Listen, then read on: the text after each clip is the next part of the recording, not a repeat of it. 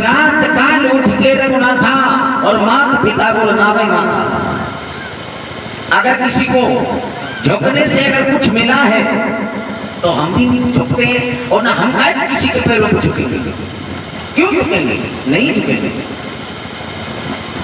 तो विद्वान लिख रहे हैं, आइए इसी चौपाई को लेकर के हम और आप देवी भागवत में चले गए। देवी भागवत, देवी भागवत में मार्कंडू के पुत्र हैं जिनका नाम है मार्कंडेय। जब ये पैदा हुए, थोड़े सियाने हुए, 5 वर्ष के मार्कंडेय हुए, मार्कंडेय हुए हैं, तब मार्कंडू को पता लगा कि इसकी उम्र तो कम है, क्यों ना हम इसे जलपान के लिए लगा दें। बताया बेटा, हाँ आप सबको जल पिलाओ और सबके चरण स्पर्श करो। मार्कंडेय जी ने वही किया, सबको जल पिलाते हैं, सबके चरण स्पर्श करते हैं और आशीर्वाद लेते हैं। एक बार सप्तर्षि आ गए, सबको जल पिलाया और झुक करके छोटे से पुत्र ने, छोटे से मार्कंडेय ने सप्तर्षियों के चरण स्पर्श करे, पीछे से हाथ उठा दिया एक महात्मा जी ने, दीर्घ आयु भव, यानी तुम्हारी उम्र लंबी हो। बीच में से एक खड़े महात्मा, ललाट की रेखा देखने का बहुत अच्छा अध्ययन था, उन्होंने जो प्रकाश डाला, निगाह डाली है मस्तक पर, बोले तुमने ये क्या कह दिया? मतलब ये इसकी उम्र तो सिर्फ 6 महीने बाकी है और तुमने कहा दीर्घ आयु भव, तुम्हारी लंबी आयु। बोले तो हमने वरदान दे दिया। बोले पितामह के पास चलो, ब्रह्मा जी के पास चले हैं। ब्रह्मा जी को सप्तर्षियों ने प्रणाम किया है और कहा पितामह ब्रह्मा के चरणों में सप्तर्षियों का कोटि कोटि प्रणाम। कह दिया आशीर्वाद, दीर्घ आयु हो, प्रसन्न रहो।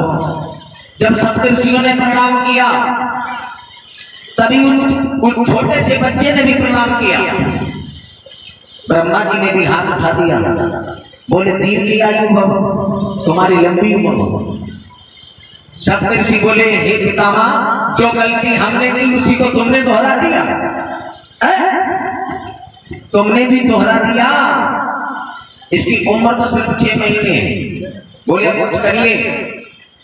पितामह ब्रह्मा बोले अब हमारे बस की नहीं है, अब क्षीर सिंधु वैकुंठ में जाओ। वैकुंठ में चले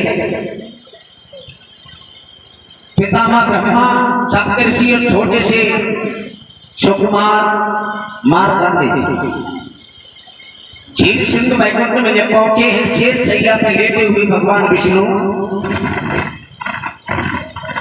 को प्रणाम किया है सप्तर्षियों ने, पितामह ब्रह्मा ने प्रणाम किया। उसी समय छोटे से मार्कंडेय पुत्र ने भी लेट करके साक्षात दंडवत प्रणाम कर दिया। जो प्रणाम किया है भगवान विष्णु ने दोनों हाथ उठा दिए, बोले तुम्हें अमृत प्राप्त हो, अमृत प्राप्त हो, यानी तुम अमर हो जाओ।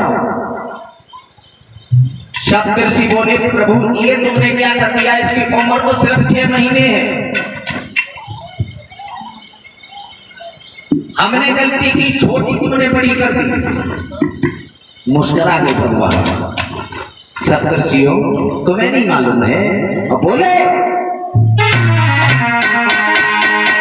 अरे मोर बचन जाए पड़ी जाए फीका, और संत बचन पत्थर की फीका।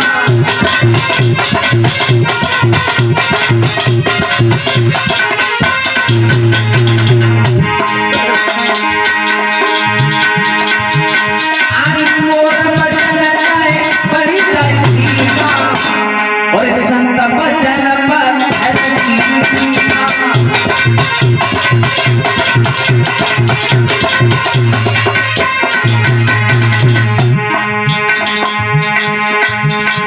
सप्तर्षियों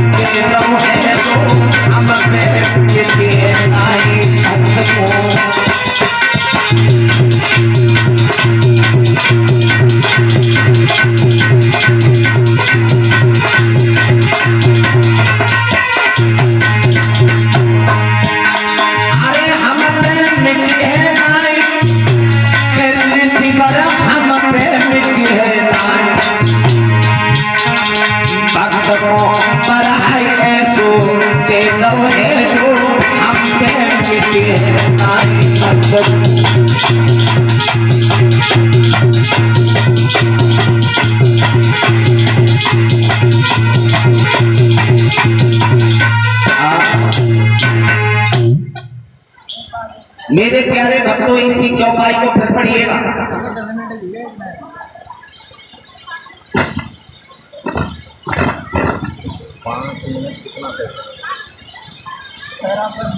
भक्तों, भगवान विष्णु कहने लगे इसी चौपाई को पढ़ो, यानी कहने लगे कौन?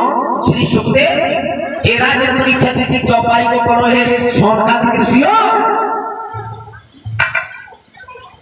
प्रातः काल उठ के रघुनाथा और माता पिता गुरुनावे माथा। अरे पैरों में झुकने से मारकांडे की 6 महीने की उम्र थी, अमर हो गए, अमर हो गए। आइए इसी चौपाई को लेकर के हम आप भागवत में चलते हैं। भागवत एक जंगल में मदान हाथी रहता था, गजेंद्र जिसका नाम था। गजमानी हाथी, इसकी पत्नियां थी 60 और 60 पत्नियों के प्रत्येक पत्नी के 2-2 संतान थी। अच्छा खासा परिवार था। एक दिन प्यास से व्याकुल हाथी और सब अपनी हथनियों को और अपने बच्चों को लेकर के नदी के किनारे पहुंचा है। और नदी में जैसे जलपान किया है तो सभी हथनियां पास में खड़ी हो गई, पास में खड़ी है, सूंड में जल भरती हैं, ऊपर फूंक देती हैं, कंठी से शरीर को मलती हैं। ऐसा मालूम पड़ता है जैसे कितनी बड़ी पतिव्रता है। भक्तों,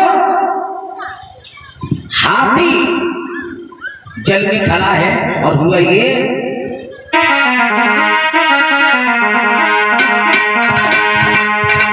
जल में खड़ोए हाथी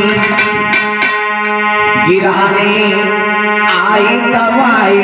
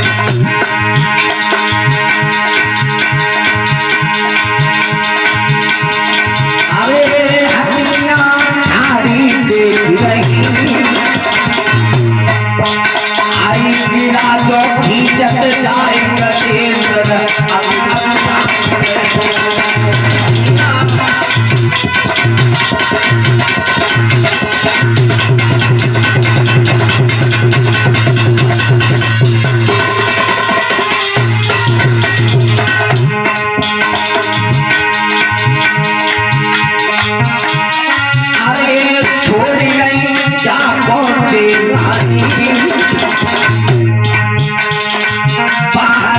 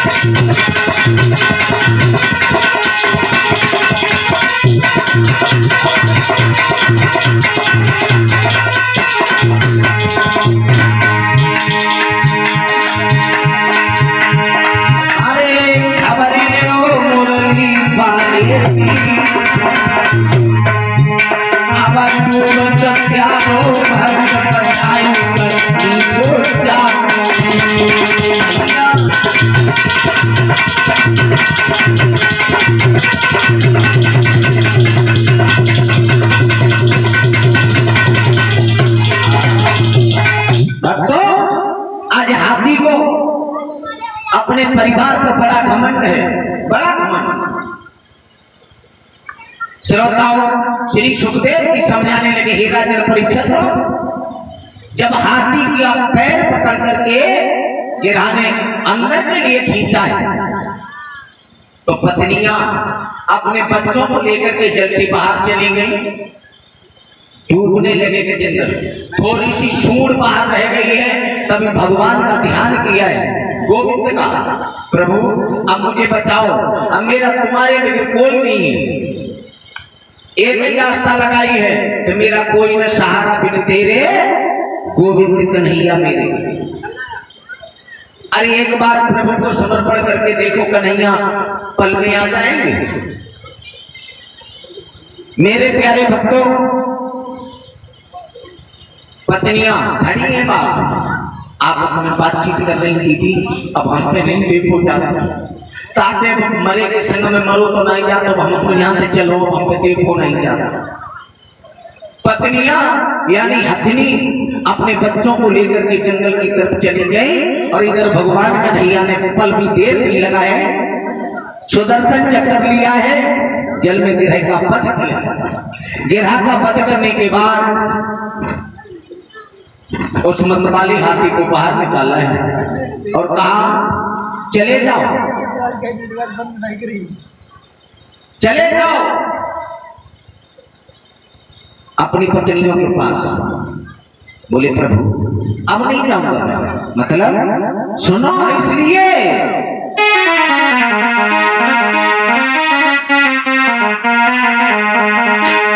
सुनो, अरे है मतलब को संसार यहाँ खुद के जमाना है,